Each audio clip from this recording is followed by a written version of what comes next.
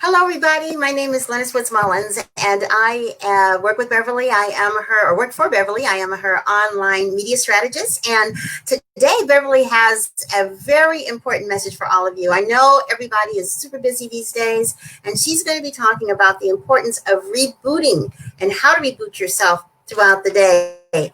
I'm going to bring her on right now. Here you go, Beverly.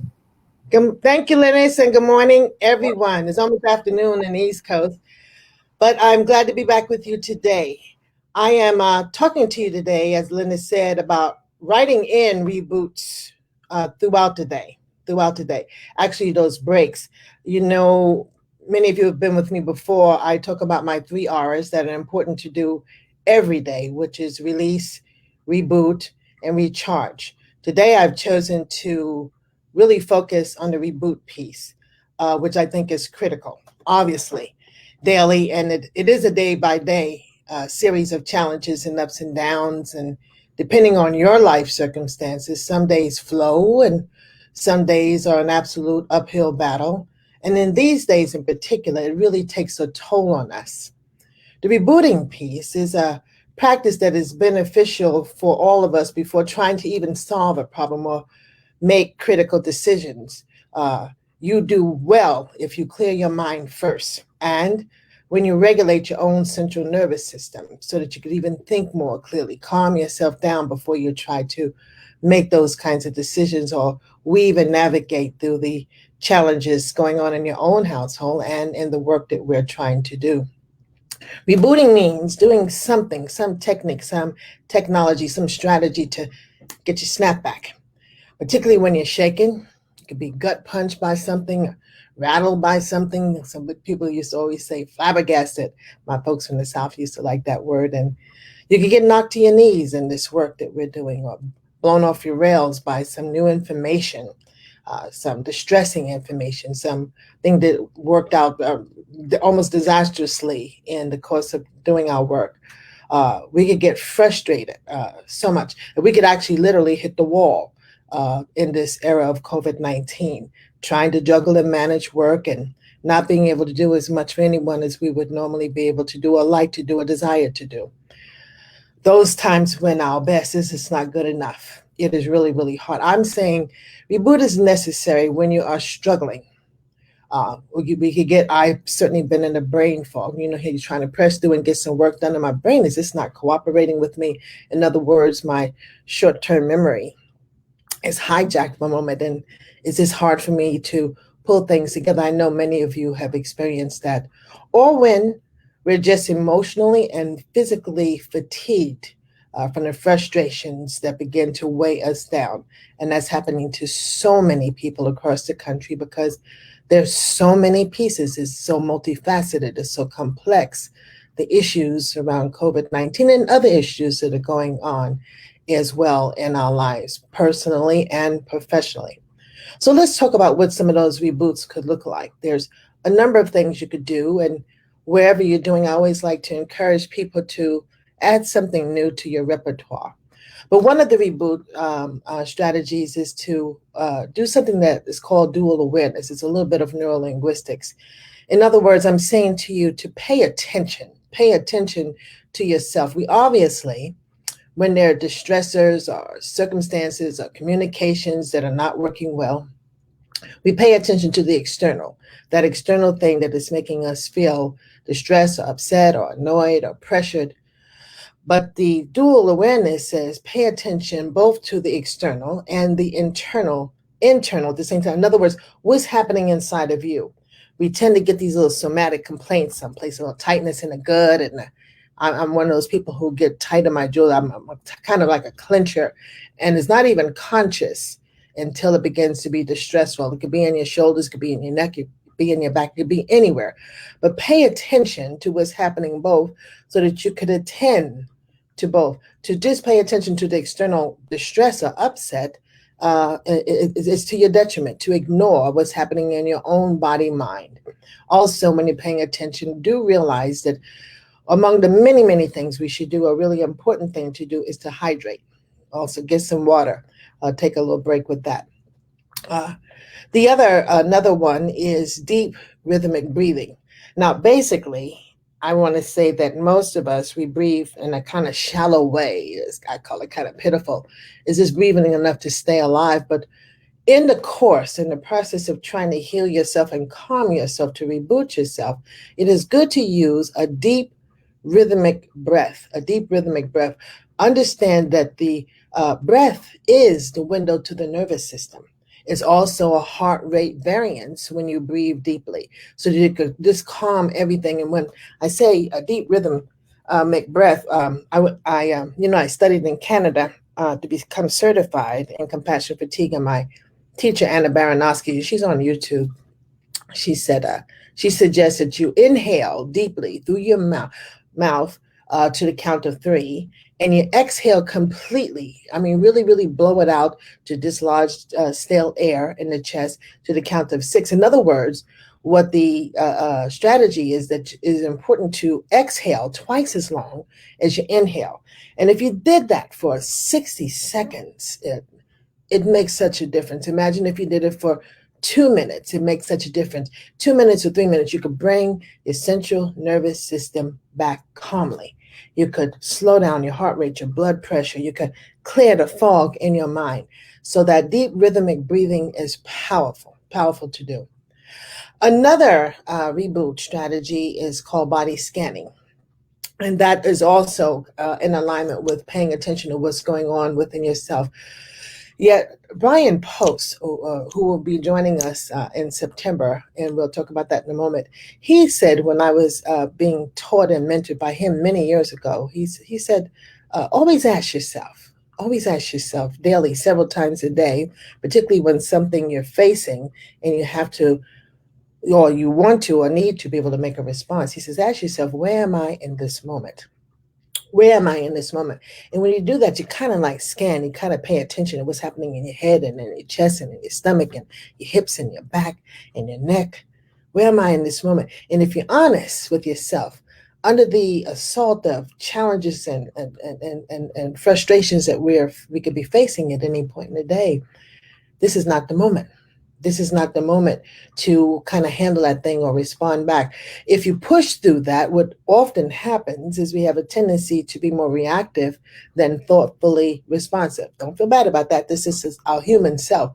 But he says, ask yourself and then pay attention to where you feel distress. Again, those little somatic complaints somewhere in your body, the tightness, the stiffness, the numbness, the prickly feeling, the jumpy sensations, feeling like there's glass or butterflies in your neck, or like ripcords in your neck or your stomach. And he says, put your hand over that. Just put your hand over that spot. Like I said, I'm a jaw person. Sometimes I just sit like this for a moment. But what I'm really, really doing is breathing into that spot and imagining that air get into that spot. And I'm kind of loosening that spot and just calming, soothing that spot where I am in some kind of somatic distress. So that is, ask yourself, but just check yourself and calm your body. Calm your body because you have the power to do that. Another way to do that, when you realize that there's a significant amount of tension, tightness, discomfort in any part of your body, the muscles are all tight, the ligaments, the tendons are all tight. There's a constricted state in our body that happened at one point in my career some years ago. I had a habit of being so constricted and not paying attention to it that one of the doctors says I partially choked, the constriction, that tightness, my carotid artery. So the blood flow was not as clear, it was not as fluid. And one of the things that could cause, among other things, is that kind of like a sleepiness and a fog when it's tight and you're not getting enough oxygen rich blood up into your head. And that could cause a little bit of additional fatigue and drowsiness, like 9 o'clock in the morning, the beginning of the day, after what you thought was a good night's sleep. So you want to do that. But to do it, it says like you imagine dividing your body into 4 quadrants down the middle and across your hips or the bottom of your abdomen. And then you tighten one quadrant at a time. And you breathe in deeply and then you blow it out. And then you tighten it, and you blow it out. And you do that about 3 times each quadrant. You do the other arm and leg and feel that tightness all the way up in your back and down the front. And you tighten and you release and you tighten and release, and always give it lots of oxygen when you do it. Hold it for several seconds, and then release. And then you do the same thing with your feet, one side of your feet all the way up your legs, your thighs, your hips. Tighten, crunch your toes under, and breathe and suck in a lot of oxygen, and then you release. And then you do the same thing on both sides. And that's a way to unconstrict your body so that you begin to get a flow for all the proper amount of oxygenation here and there. Things begin to relax and loosen up. You have power in that to bring yourself back in again to a more level of homeostasis, a healthier level. So that's some of the things you could do with the body scanning and how to loosen up your body, unconstricted tightening in your body, one quadrant at a time. Another strategy for rebooting is meditating. Now, this is important. Uh, People are at different places. Some people are so religious about it, and I so admire that. And I'm not one of those religious people. Yet I still know the power of it. It's just that I have to encourage myself to do. I have to figure out a way to do the meditation. And what works for me sometimes is just when I begin to get foggy in my head and I feel myself pushing, or more important, what's more likely to happen with all that we're trying to manage and juggle and navigate day by day throughout the day, things shift, unexpected things come in, unexpected calls, an email that says, oh my God, is to just stop, just stop trying to figure it out. Stop trying to figure it out. Stop worrying about it and just take some breaths and go inside. Close it off. Now, you don't have to worry about losing it because remember what I told you about you last week. All that you need to do is on that list. Remember? All that you need to do was on that calendar, paced out, remember? So you could turn it off, shut it off, just cut it off, wipe it out for a moment, and just close your eyes and breathe deeply. Breathe deeply. What I want to do also is to stop the thoughts because our minds get flooded. It just flows. It's just like your mind is in freaking overdrive with thoughts bombarding and intruding and invasive thoughts coming in, things you got to do, things that you're worried about. Shut that off. I have used and I continue to use something called a chime bowl. I like the chime bowl because you know that little Tibetan chime bowl that when you hit it, it makes that nice vibration. It makes that nice little tone. I should have brought it out here today. Maybe I'll bring it to you another time. But if you hit that chime bowl and listen to that beautiful tone, you'll notice that it fades. It gets softer and softer and softer and moves further away from you. But if you have your eyes closed and you're breathing softly and you lock in on that sound. You lock in on that sound and you chase it. You chase it as it gets further and further and softer and softer and softer. You hang on to it. And in those minutes, which you actually, when you hit it, it's less than 60 seconds before it's completely gone. But it's almost impossible for intrusive thoughts and other noises to invade or penetrate your mind. Do that 2 or 3 times at that chime, and you have like cleared the fog. And that part of that brain, remember I said it gets so flooded with the chemical called the hippocampus, but it gets so flooded that it impedes your process to think rationally and critically. Uh, it invades your short-term memory, as I said, and also it interferes with your problem solving. But to meditate like that and quiet it, then it's sort of like information gets filed where it needs to be, so you can access the information again in a mindful, thoughtful way. So the meditation may also work this way. If you don't have the chime bowl, that doesn't work. Just closing your mind and quieting your mind and sitting within yourself. There's that wonderful station on YouTube called Miracle Music. And I really, really love that because it has all this beautiful scenery, these little live videos where I could literally be on the beach, literally be in the mountains, literally be out in the lavender field, literally be something. Stuff is moving with the breeze. It's really natural. The one thing you don't want is to pick the ones that there's lyrics because what our brains need, remember I said, from time to time to be out of dialogue. I don't care if it's positive or not. Our minds need to be quieted so that it could do what it needs to do and organize all the vast amounts of details and data that you need to operate in. So look at the miracle music, and I really get to realize I transcend into that just for whatever period of time I decide to allot for me. It could be 5 minutes, it could be 10 minutes, it could be 20 minutes. That's my call, and that's your call, depending on how you scheduled your day. But that's another one of the reboots.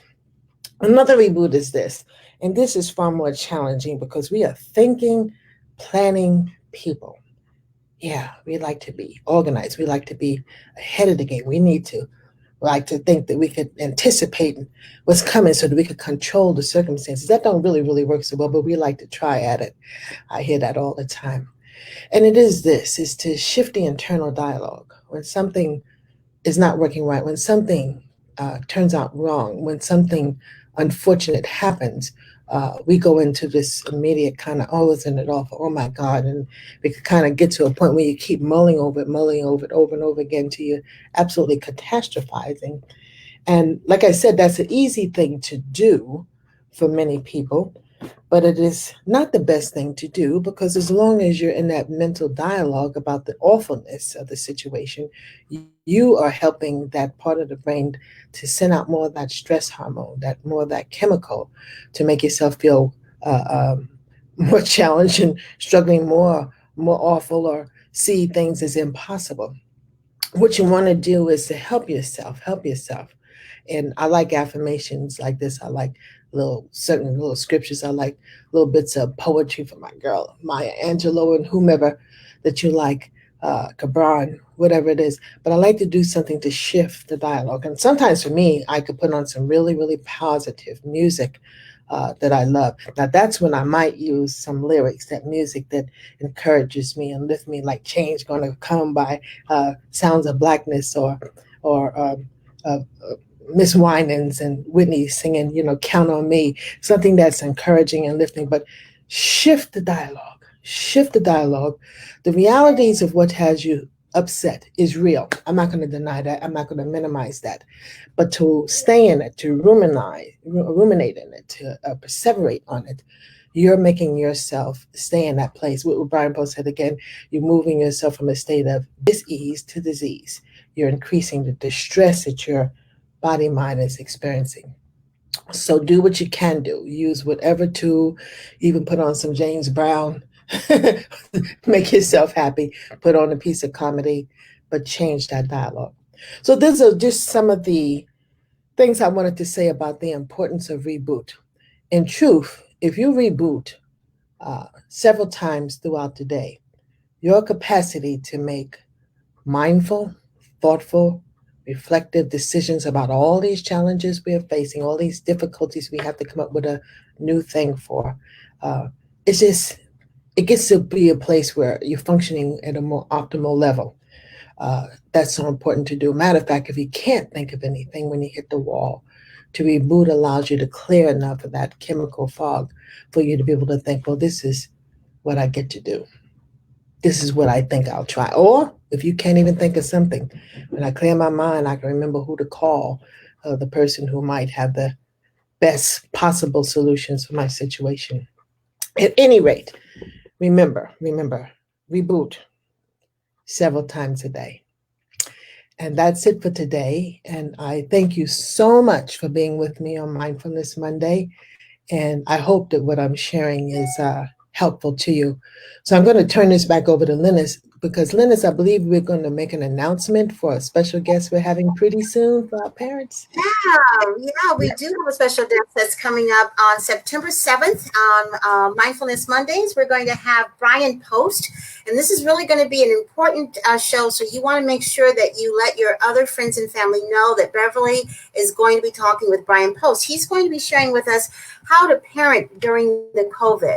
And I know I'm going to be taking notes on this because this is a critical time. Many of our children are still home. We're working, and we probably didn't plan on the idea of working from home and also schooling in many cases our children or being a primary care provider for our children while we're working from home as well. So this is going to be really important. And of course, you have the extra added stress and strain of the idea that we're in the middle of the pandemic. So the idea of going and taking the kids out somewhere else, which is probably closed or they're not doing social distancing, if that's a concern for you. So there's just a myriad of issues that you have to maneuver as a parent. And I know as a grandparent, I have 3 grandchildren, and we have pulled together as a family to try to help my daughters with the kids, to try to, juggle and shift and change around to keep them engaged. 2 of them are under school age, and the other one is just starting high school.